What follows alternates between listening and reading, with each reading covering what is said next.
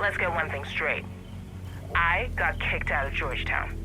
The neighborhood, not the school, was running a 3.93 as a pre-med major, thank you very much, under bullshit pretenses.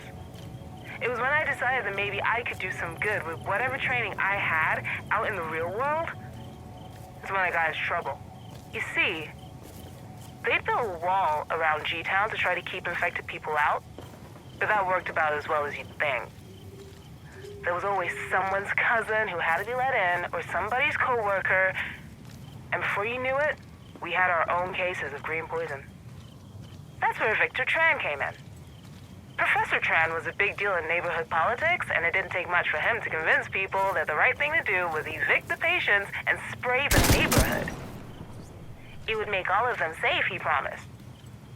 Now, I knew this was bullshit. They hadn't had any time to run tests on this DC-62 stuff he was talking about, and I said so. Loudly. And that's when Victor Tran lied. He told people I was sick, too, which I wasn't. At least not yet. He had me kicked out with the rest of the infected. Sent us to the Sierra camp down by the river and sprayed his DC-62. I hear it killed him. Justice. She works in funny ways.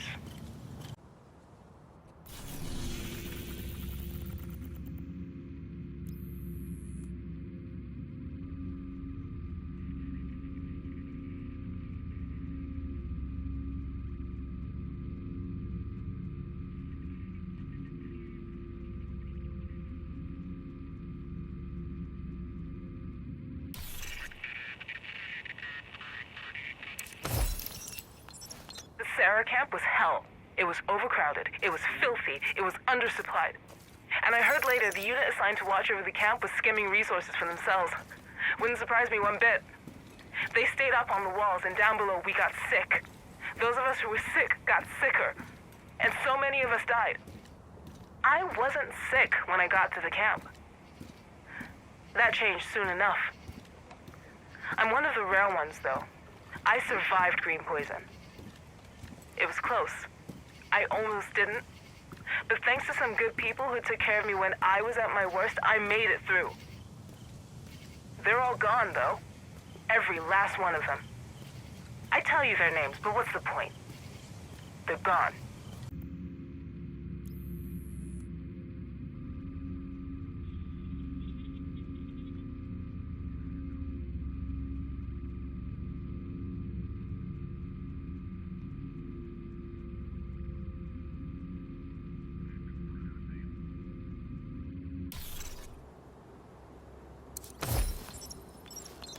What to do. You already did all you could. He just slipped away. 1 second he was there looking at me, and then he wasn't. I'm sure it made it better for him, having you there. It's gonna be hard for a time. Real hard. You're gonna keep playing it back in your head. You've got to try not to. How do I stop it? Don't give in to it. Think about something else. Anything else. I've tried. You just have to persist. It's a pit you don't want to get stuck in, because it's hard to get out of. You've got to find a way to float above it. I don't know if I can. You can. I know you can.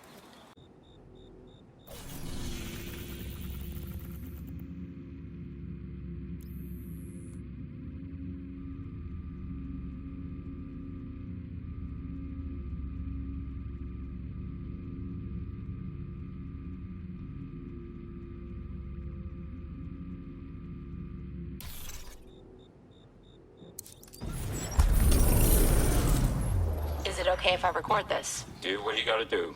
Thanks. So, you were part of the first wave in Manhattan. Yeah, and before that I was an EMT. Caleb's being modest. He was at ground zero. That's not what we're here to talk about. What was the situation like in New York when you were activated? Is that the right word? Yeah, that works. You have to understand, the whole city was in a panic. People were literally dying in the streets. They couldn't keep up with the bodies, and there we were, trying to hold back the tide. Were you ever tempted to quit? Go rogue? Look, when the whole world is coming down on your head and it doesn't look like anything you're doing is doing any good, of course you think about covering your own ass. Some agents did. We didn't. Why not? My family. What do you mean? I walked away from my family the day I got activated. I've got a little girl, got a husband, didn't matter. The call came in and I went. And that sacrifice Friendly has to mean combatants something. nearby. I'm not gonna just throw it away because the going got tough. Do you regret answering the call? Of course I regret it. But I've regretted not answering the call too.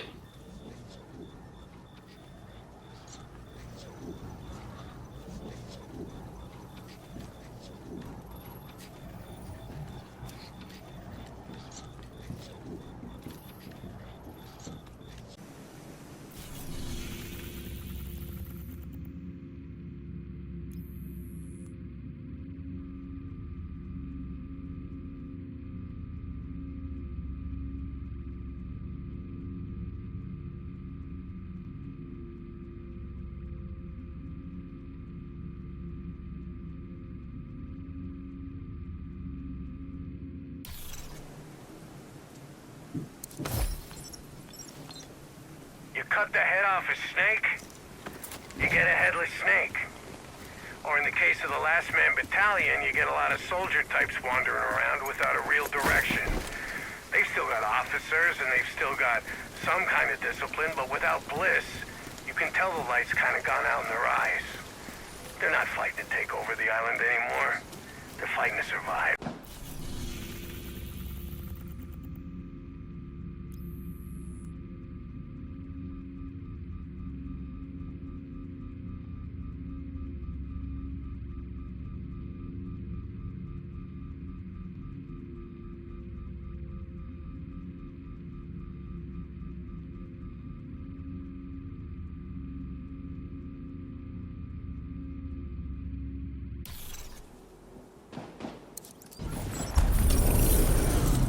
They bully you because they think they can get away with it.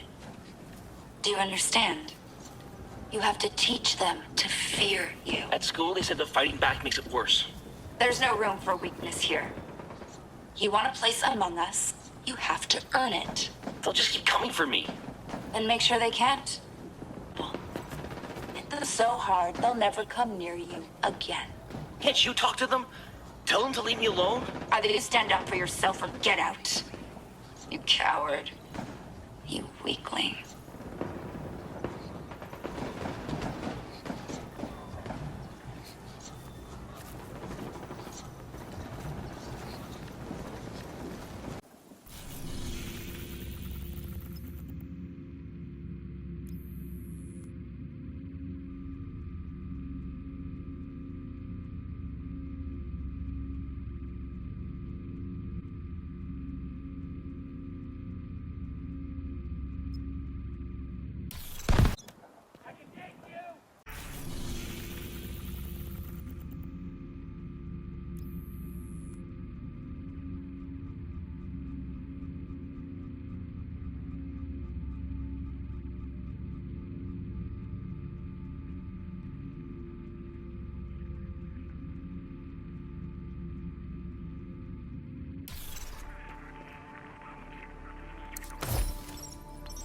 Was the sheriff here?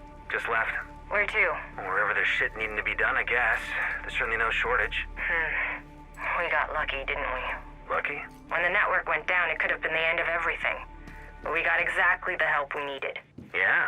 It's nice to finally have a competent agent in town. Ha ha. You got me. Hostiles are opening a supply drop.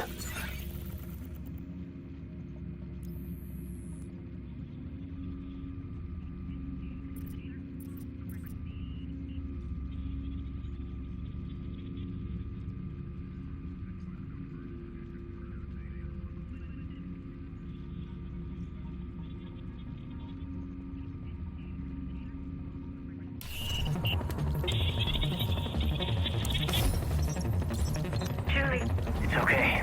She's just sleeping. how's her fever? It feels a little lower. Try to sleep some more. Shh. It's okay.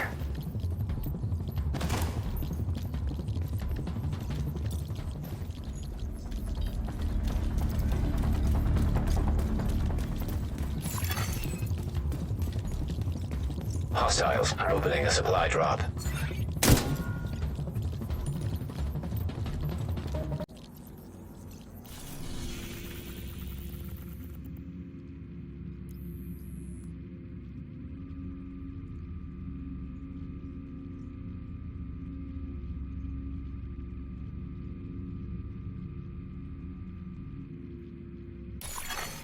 Friendly control point nearby. He was 104 this morning. His mother is sick too. I don't know what to do. Sir, you need to talk to the triage nurse. I can't do anything for you. But he hasn't said a word since yesterday. I understand, but look around. We're way past capacity. Oh God! Polly! Polly! Somebody! Do something! Please, stand back, ma'am. Code Blue, I need a crash cart.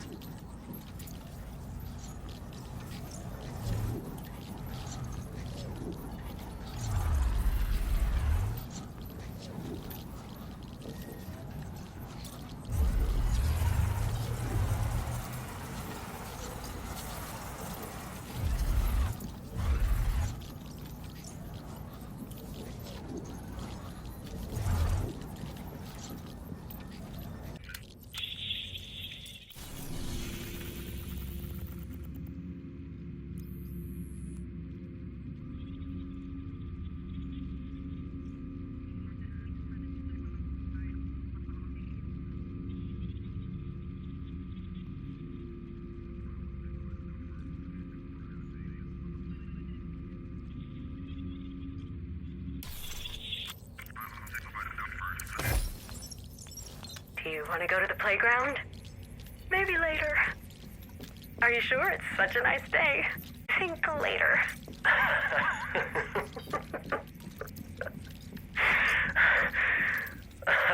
Yeah. And as soon as we get there, you can't get her to leave. Just a little more. 5 more minutes. Oh, yeah, always 5 more minutes. Just five more minutes.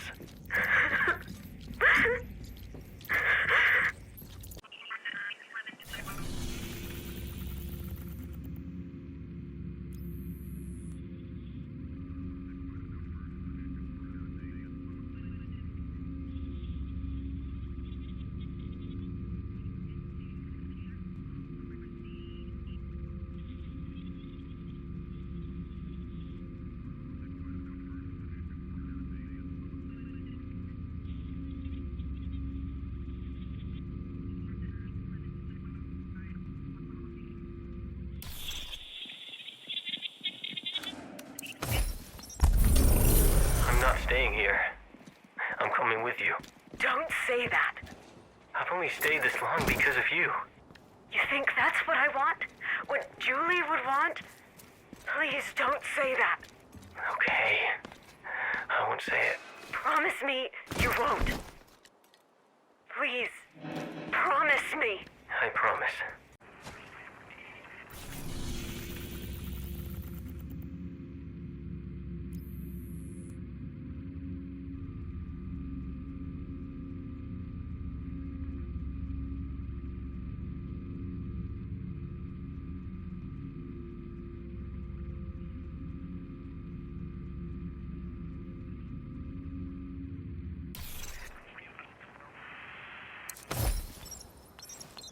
In a way, it's a shame the quarantine isn't still up on Manhattan. It would have been a challenge for a minute or two trying to sneak back in. But it was all gone. The boats, the barricades, everything. Hard to blame the boys for giving up when everyone else had given up on them.